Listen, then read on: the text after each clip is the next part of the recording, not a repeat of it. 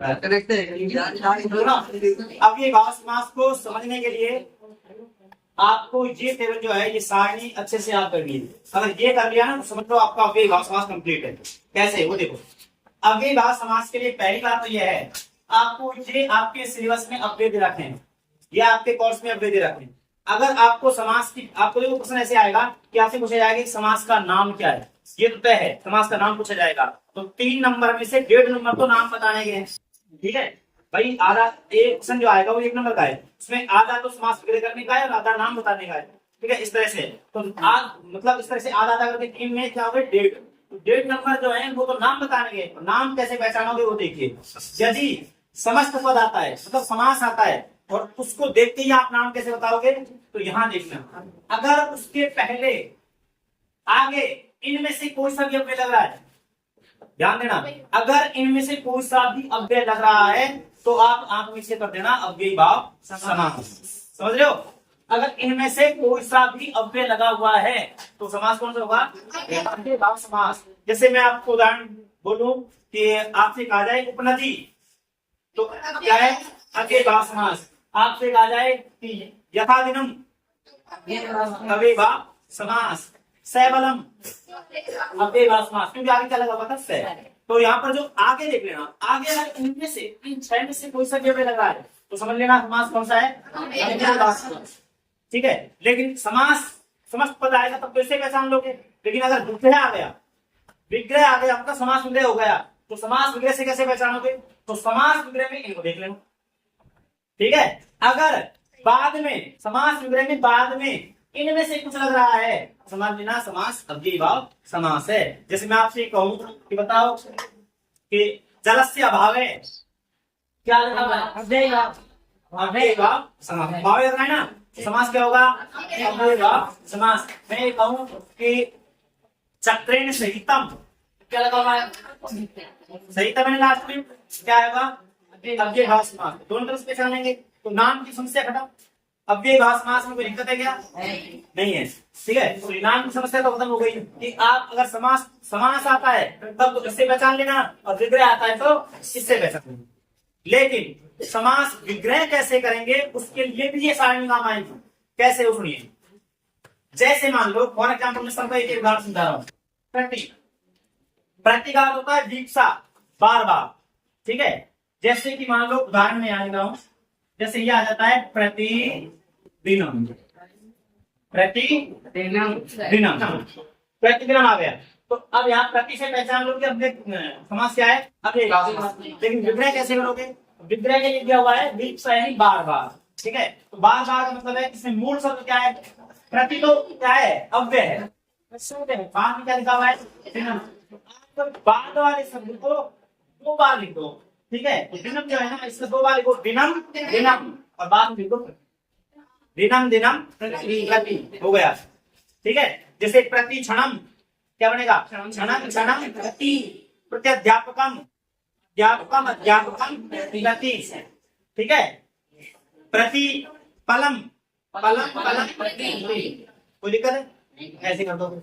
इधर देखिए मान लो यथा वाला, तो जैसे आ जाता है यथा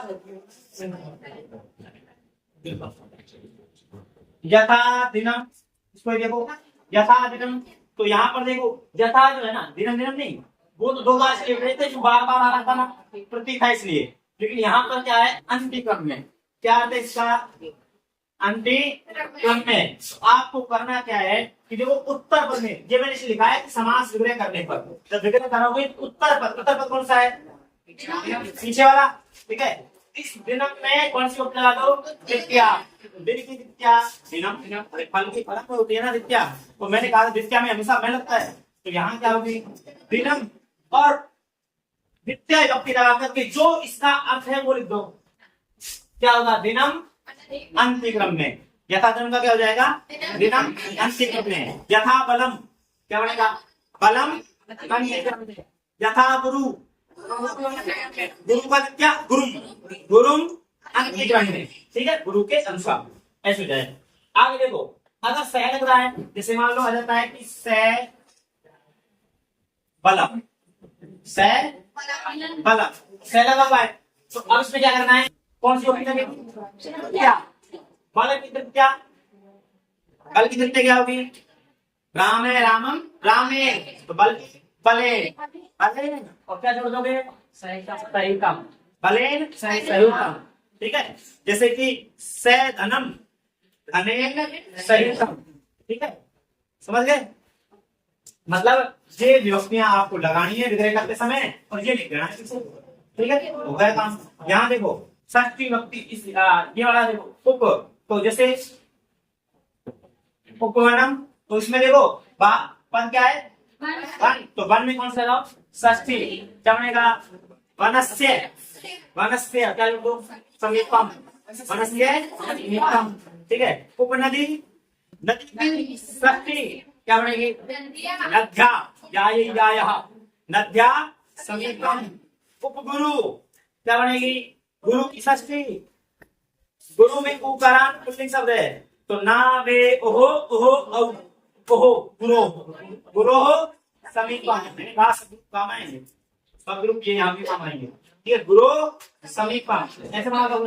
यहाँ देखो निर, जैसे क्या पढ़ा जाता है? निर्धनम, निर्धनम, तो यहाँ देखो भैया निर्धनम में सब क्या है? धन। ठीक है, कौन से लगाओ? षष्ठी। क्या बनेगी? धनस्य, क्या जोड़ दो? धनस्य। ठीक है, निर्जलम, जलस्य अभावे। ठीक है, ऐसे जोड़ दो। ऐसे यहाँ देखो अनु, अनु के दो दिए हुए, तो पश्चात और एक योग्य, दोनों को जानता हूं। जैसे एक तो गया अनु रथा।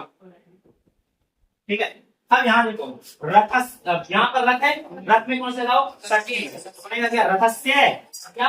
पश्चात, रथस्य पश्चात, नहीं रथ के पीछे। ठीक है, रथस्य पश्चात। लेकिन अगर यही उदाहरण ऐसे होता कि अनुरूपम, अनुरूपम, तो रूप के पीछे तो होता नहीं है, रूप के बाद थोड़ी होता है। क्या होगा? रूप के योग्य, तो यहाँ पर रूप का षष्ठी, रूपस्य क्या लगा देंगे? योग्य। जैसी सिचुएशन है उस हिसाब से ना। पश्चात योग्य, तो अनुरूपम का रूपस्य योग्यम, अनुरतम का रथस्य पश्चात। समझ गए? तो अगर ये साइन समझ गए ना, तो आपका अव्ययी भाव समझ सकते हैं और कुछ नहीं है। समझ गए?